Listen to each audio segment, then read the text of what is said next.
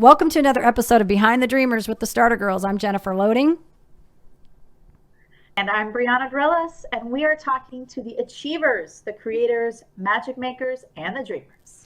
These are our friends, these are your friends, and they are living the extraordinary. Today's episode is brought to you by Walt Mills, photographer of Glad Models Agency. If you are here in the Dallas or surrounding area and looking for some photography work, check out Walt Mills. You can learn more about him and his work at photosbywalt.com. All right, my friends, we have got both Brianna and we have a guest on here, Raylene Proto, on the scene. So we are super excited to welcome her to the show. And so, Raylene, I'm going to tell our listeners a little bit about you before we jump into this. So Raylene is a driven entrepreneur, single mom, and the CEO of Ditale Outdoors, a women's technical outdoor apparel company. As an avid bow hunter, outdoors woman, and former fashion law legal beagle, Raylene was tired of the poor selections and function of hunting and outdoor apparel for women. She founded Ditale Outdoors with the idea of serving women's actual needs in the outdoors and providing them with the highly functional, technical clothing that not only serves them in the outdoors, but fits their unique body types. The outdoors is for everybody, and her team are proving just that. She mentors women, men, and youth in her community of hunters, competes throughout California in 3D archery and indoor tournaments. She enjoys clay shooting and spends time with her friends and family hunting, fishing, horseback riding, and hiking with their dogs, and she loves to camp. Raylene, I love you are an amazing woman. I love it. Welcome Thank to you. our You make me show. sound good. Hey, welcome to our show. I'm like, Thank listen, you. what guy does not love this? I mean, amazing. You are got it all going on here. You are a businesswoman, a hunter. She's laughing. She's got to catch it back there. She's laughing. I'm like loving this. I'm telling you. So welcome to the show. And Brianna, we're glad to have you on here on the camera. Thank you. I'm happy to be here. All right. So let's jump into this. Okay. So Raylene, tell us a little bit. How did you get into this? How did this come about for you? The outdoors in general, or like Building starting it. to tell Yeah. you? I would say it's just starting to tally. Obviously the outdoors, you must have been an outdoor girls growing up. But so I'm going to say that you have to have been. I'm very fortunate enough to have a dad who's an avid outdoor sportsman, and being the only child, he was like, my girl is not gonna, lack in these skill sets. So he, from the time I think I could probably walk, he had me in the field with him. So Ditale Outdoors was founded in 2020 in the middle of a pandemic. And the idea really came to me as I was upping my skill set in the outdoors and preparing for big game hunting, which was something I hadn't had an opportunity to do, that I wasn't given it 1,000,001 times, to be honest with you. But really stepping into a grocery store and watching the chaos in the midst of the pandemic, people fighting over soup cans and meat that was left over. And I was staring at the chaos going, I don't really need to be here because I know how to provide for myself and my family. So then taking that extra step and asking, my dad, could I, big game hunt with you this year, which was probably made him cry. He was so excited. And so that led the journey of, you need to find the right gear. You need to get what basically what you need. And I was just already frustrated with the upland game portion of women, clothing in the outdoors, and then adding the things that we need extra for big game and cold weather and all these different elements that you're in during the fall and winter. I just was really kind of sick and tired of having to pull up my pants and having to shop in the men's department. For years, I've been shopping in the men's department for outdoor apparel, and really saw a need and figured I couldn't be the only woman in the outdoors that was having this problem. So I had some conversations with some other colleagues and that were also outdoor women, and saw that we had a huge need. And that's really where things started taking off. Wow. So I'm listening to this, and you started this business like in the beginning of this pandemic, and it's interesting to me how that evolved. Yeah. I'm like, I was getting chills kind of listening to you talk about that, how you're in the grocery store, and I don't know that thankfully I don't know that here we've had to. Personally, I haven't been anywhere where I've seen people fighting over food. I've seen plenty of videos showing all of that stuff, and I know that there for a while, the toilet paper thing was kind of a big a big deal. I think now it's the COVID test the big deal, right? But wow, what an impressive, remarkable feat to start a business right in the midst of the pandemic and to find that need. I mean, find that need and start it. Wow. Incredible. Yeah, it really was. Yeah, I agree. Out of the love, mainly. Sorry. No, it's okay, y'all. But we're on camera, so we have this. Go ahead, Brianna. Yeah, thank you for sharing that story about you in the grocery store. But I also want to just say, like, one of the things that's so remarkable is literally the thought that to your mind was, I don't really even need to be here because I can just go hunt my own food. Nope. And like that in itself to me is just incredible. Doesn't it give you chills? Like, I get chills thinking about that. She is not like, she's like, hey, I can take care of myself. Yeah, it hit me at that moment, like when I went back to the car and I sat there and I was like, the reason why your dad taught you all of these things was to make you self-sustainable. You are self-sustainable. So why are you in here with the chaos? There's no reason to be here in the mix of the chaos. But I already had meat at home. My family, once a year we get like half a cow and we split that together, and other things. So I'm like, if I know where that food comes from, and that's always been a big thing for me, is knowing where my food comes from. I know where that food came from. I have the ability to get the rest of what I need to feed my family. So why am I not doing that? I have all the skill sets. I already do it from a bird perspective with upland game. And why am I not doing big animal? I should be doing big game. And that really was like it just solidified it there of all these years you've been really worried about doing it for no reason, really. Just don't want to do it. And now it's like, well, I really think you need to and have to, because this is kind of ridiculous. So that's really where everything kind of jumped off and started. Well, I was just saying, people, like, when I just jumped in and I already had the skill set. So I should probably back up a little bit and say I've been competitive shooting since I was 9 with my bow. So my bow is like second nature. She's like my right hand. So it was really easy for me to be like, I'll get my tags and I got a bow. I know how to use it. And they're like, wait, we're going to go big game hunting for our first time archery. Like, I had some people make comments about that where that's kind of the toughest way to start off. But to me, I was like, no, I know her. We've been friends for a long time, my bow and I. So to get out my first year big game hunting and harvest a buck, not only a buck that made book, which means it booked record, and then getting the stats off of that, where not only was I the first woman a deer out of the area that I harvested with a bow and arrow, thank you very much, the chances of getting any deer out of that area, let alone a buck, was only 5%. So to be added to that and get a woman on the record in that area on the books it was a great year. That's all I have to say. Wow. Impressive. Brianna, what were you going to ask? I was just wanting to go back or circle back to being in the middle of a pandemic and wanting to start a apparel company for female hunters. Who did you call? Like, what did you think to yourself, all right, who can I get to go in on this with me, or where do I even start? How did that go in your head? So I should probably specify that I have a bachelor's in fashion marketing and management. So the apparel industry in general has always been a huge passion of mine, and so has law. So I put the two together. So after I finished fashion school, I went to law school. So I had a good network of people that could talk me through kind of like some of the steps and mentor me, but actually physically getting started, I had a conversation with a woman in our community in Riverside of women entrepreneurs. She basically opened up the floor on her social media during the pandemic and said, if there's any woman out there that has a business idea, please let me know how myself and Wit can be of service. So I sent her a DM and said, hey, I have this crazy idea. Could I talk to you about it?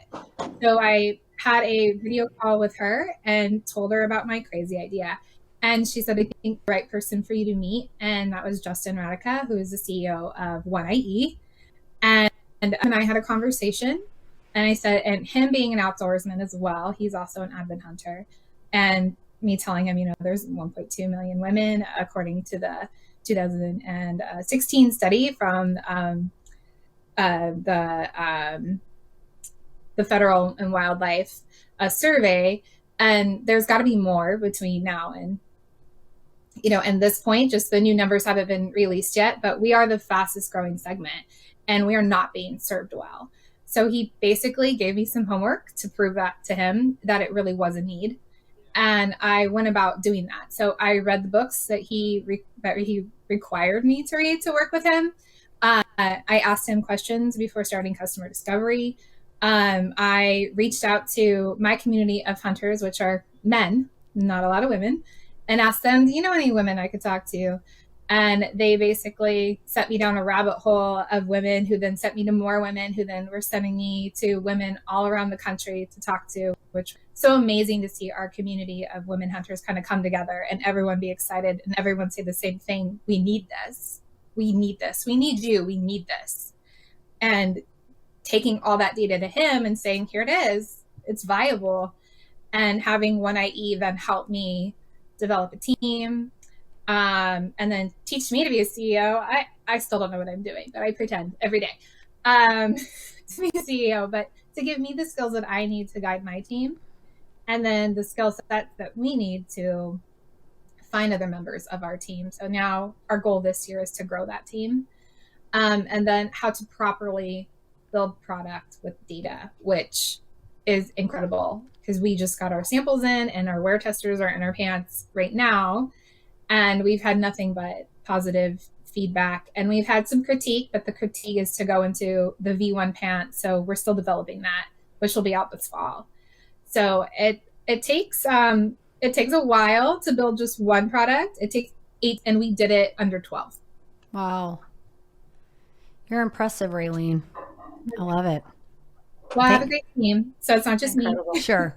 Well, and you're right. It takes a team to make things work. And I'm glad that you're figuring, I'm glad that you got placed in the right place, got connected with the right people to help you get going where you needed to go. So sounds great. I love it. I had a question again and I have lost it. I'm telling you, I get to listening to what you guys are talking about. And then I have this great question and then I get lost in the moment of what you're talking about. Brianna, do you have another question you want to chime in on? Well, I just love how you said, I pretending to be a CEO every day, or what did you say? Something like that. Because that's the thing. Yeah, I pretend. I'm learning every day. Yeah. And just the fact that you're able it to definitely not cling to the perfectionism of it. When I started. I lost you. I got you both there at the same time. That was good. Y'all are, this camera thing is great. Sometimes I got both of you. Brianna, what did you say again? So we can get this. What was you chimed in on? I think they have a delay again. I can hear you. I don't know if you can hear me. Yeah, I can hear you. Oh, you're frozen. Okay. Okay. What was it? Yeah. So what I was saying was the fact that you're not clinging, Raylene, to the perfectionism of it. You're okay with, hey, I'm figuring this out every day. This is a baby business. Mm-hmm. It's like you mentioned, it's able. It will be profitable, or it may already be. Either way, you're in that learning and growth mode, and that's okay with you. And I think that's a huge, as far as entrepreneurship, I think that's part of that, being able to let go of that perfectionism so that we can just continue to step into what we're supposed to be doing. Absolutely. It definitely was a learning curve on the stepping away from the perfectionism. So I will say that. So coming from the legal world, everything you do has to be perfect. And I have that very type A mindset, which I'm slowly letting go of. But I really had to learn to be okay with it just being okay, which is really hard for me to be like, good enough is just good enough. And that's okay. Where I'm like, no, it's gotta be like gleaming 5 stars. Please write a star on my paper, like make it pretty and sparkly. And it took me a while to just be like, you know what? It's good enough. It's okay. We have to get it out. If we wait for it to be perfect, we're going to miss the mark. So yeah, it looks good. Send it out. And that has helped me in probably every day, even in mom life. You can't be a perfect mom either. But I've learned a lot about myself during this journey, and it is all a learning process. But something that we do as a team and individually is if we start to hit like a struggle point, we'll literally tell each other, where were we a year ago? And then we'll reminisce and then be like, and now where are we? And then we'll say where we're at. And then we're like, and that's a lot. We've done a lot in a short period of time. And we've done a lot. Yeah. That actually kind of leads me into the next question. This is what I wanted to ask you. And this is one Brianna and I really like to ask. And I don't know if we quite get this in every time, but, given that you've been in the middle of the pandemic, when this started and you've carried your business through this, what has kept you in the game? What's kept you pushing through all this? Oh, I have an 8-year-old that thinks I'm Wonder Woman. So that really helps. I love it. And I think about that every day where I'll be like, why am I doing this? And I'm obviously doing it for my community of women that need it and tell me every day, like, we need you. And then I think about my teammates and like, we're not only doing this for our community, obviously we love doing it. So we are doing it for ourselves, and getting to serve our community with something that we love is, it's beyond, I can't even tell you how amazing it is. But, yeah, when I look at my son and he makes comments of like mommy's making pants, mommy's making tops, mommy, he's 8, he's very aware. I don't think people really realize how aware our children are. But last semester they had to talk about their hero, and he talked about how mommy was his hero, and I was like, you're dead. So yeah. Every day it's that kid. Every single day. I love that. And I think Brianna and I both can resonate with that because we both have children. My youngest is going to be 18 in May. So mine are at the point where I'm almost going to be an empty nester. I don't know what I'm going to do with that. And Brianna's are a little younger, but something I learned in, my background was in, network marketing. And so I was with a company that had those famous pink cars. And so we had great mentors in there. But one of the things we learned in there is they always say more is caught than taught. And you never really, I never really realized all the valuable lessons that my kids picked up watching me go through the journey, like the hero's journey, falling and getting back up. And till one day when I'm not saved the whole story, but I caught like basically some feed that my daughter was texting to somebody or on the computer or something. And I saw her cheering this kid on, like saying, you got this, you can do this. I believe in you. And I realized what you just said when you say, you don't realize how much they caught. That was stuff that they had learned watching me go through all this year of building people up and praising people. And even with my kids, I always did that. I'm not going to say I never get mad at them because I do, but I've always believed in my children. I've always said, look, you can do anything you want to do if you put your mind to it. You've got the capability and the power to do it. You just got to work hard, So I would agree with you. And I know Brianna probably could say the same thing about it as well. Absolutely. Yeah, that's definitely something that we had taught me at like a very young age. I have dyslexia. So I was diagnosed with dyslexia when I was 7, and both my parents have dyslexia. So they were very adamant about like, you can do anything as long as you put your mind to it. So that's definitely a phrase that I grew up with. Like my dad telling me that, my mom. And so I just really, I think my whole life, or just any time, you can do this. You just have to put forth effort. So even if it's extra effort, I'm always willing on going that extra mile. So you get to the milestone that I'm trying to achieve, and that feeds into Ditale too, where it's like to my team, like, what do you need from me? How can I help you? How can I help you achieve your goal? Like for instance, we hired employee number 1 just a couple months ago, which is really exciting when you get to do that. And Kaylee does all of our social and some of our marketing for us. And it's every day, like, what do you need? And she's like, I need content. I'm like, all right, I'll go get you content. And anytime I'm doing a hunting event or I'm out by myself or something, I'm sending her things so that she can start posting it and trying to make her job easy and build awareness for us. And so it very much so is is a team effort with us. We're always reaching out to each other, like, how can we help you go the extra mile? Very good. Brianna, did you have something you wanted to add? I was just curious for your company. Correct me if I'm wrong, but is it primarily women that you work with on your team? Yeah. Yes. So we are a founding team of women, and Kaylee is our founder, which obviously is a woman.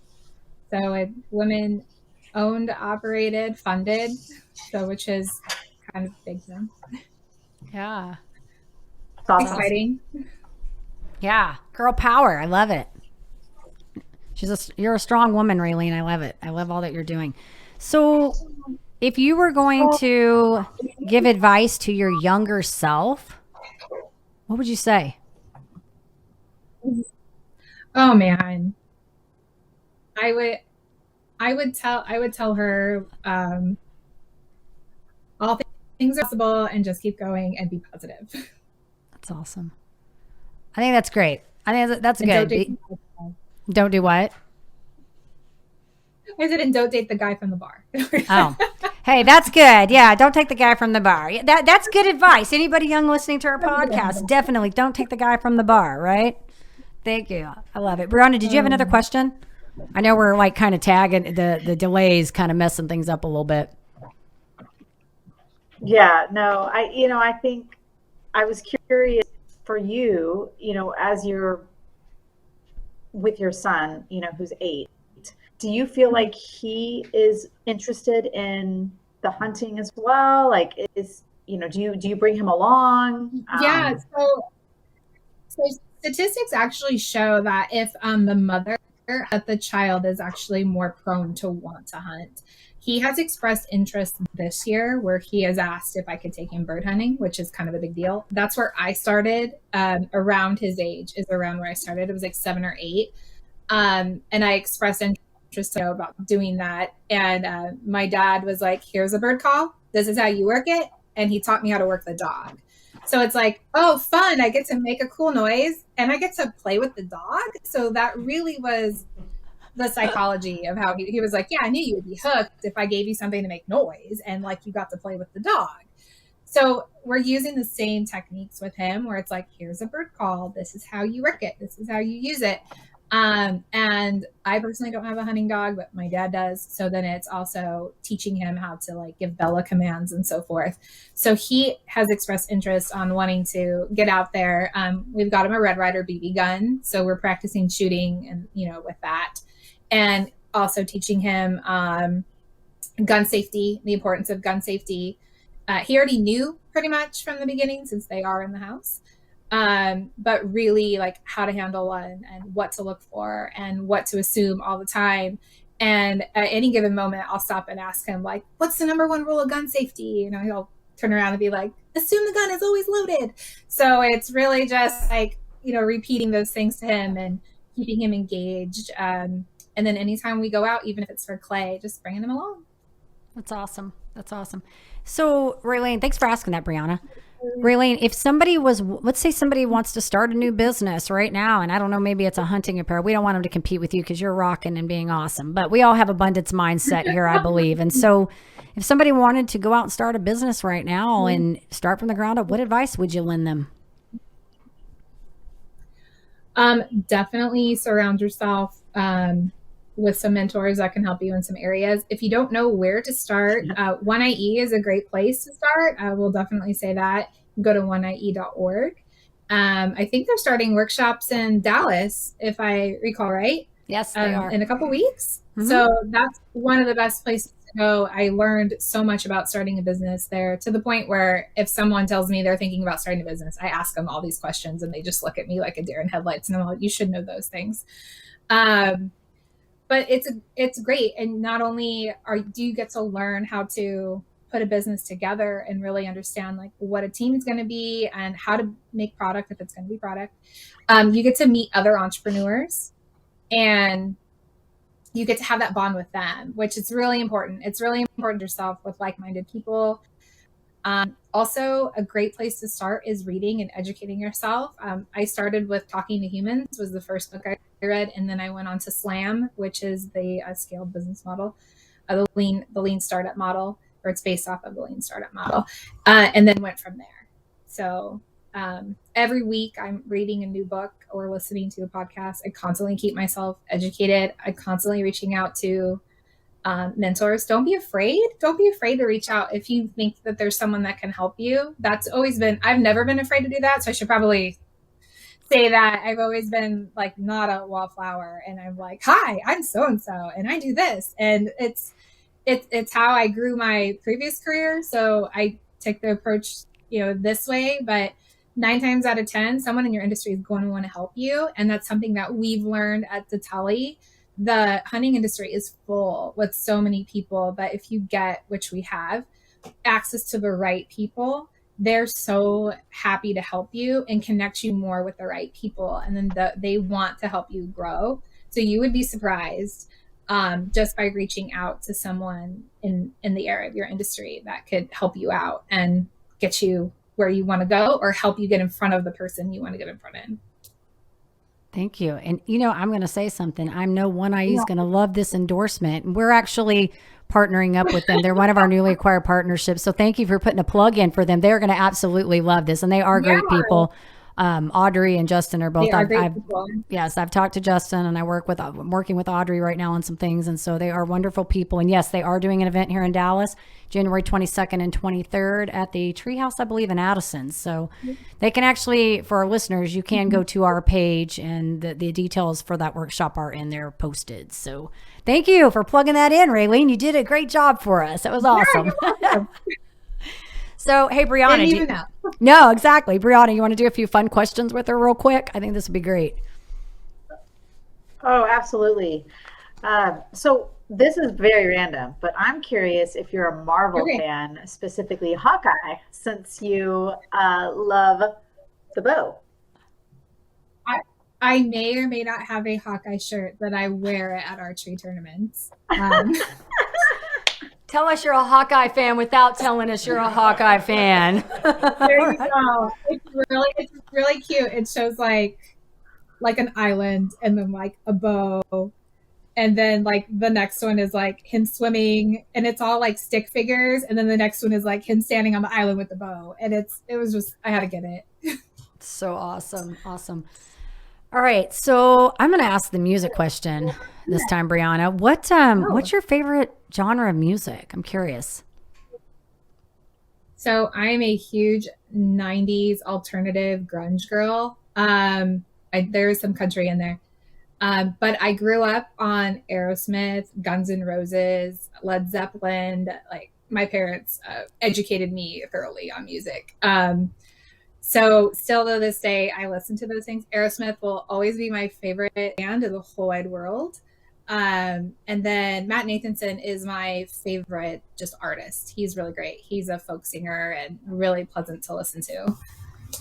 I think that question, you can find out some really cool things about people. We either ask what's the first concert you attended, or like your favorite star, because it's so fun to, you can never really peg what type of music somebody listens to. You'd be just like, there's no way to know. You know what I mean? Brianna, would you agree? She's frozen. I agree. I love this camera. It's like, I honestly, I'm just curious. Go ahead. I don't know if you can hear me. Can you hear me right now? Yes, we can hear you. So she said 90s grunge rock or whatever, and I'm thinking like Four Non Blondes. Like, I'm thinking, I want to know more. Yeah. I'm thinking Nirvana.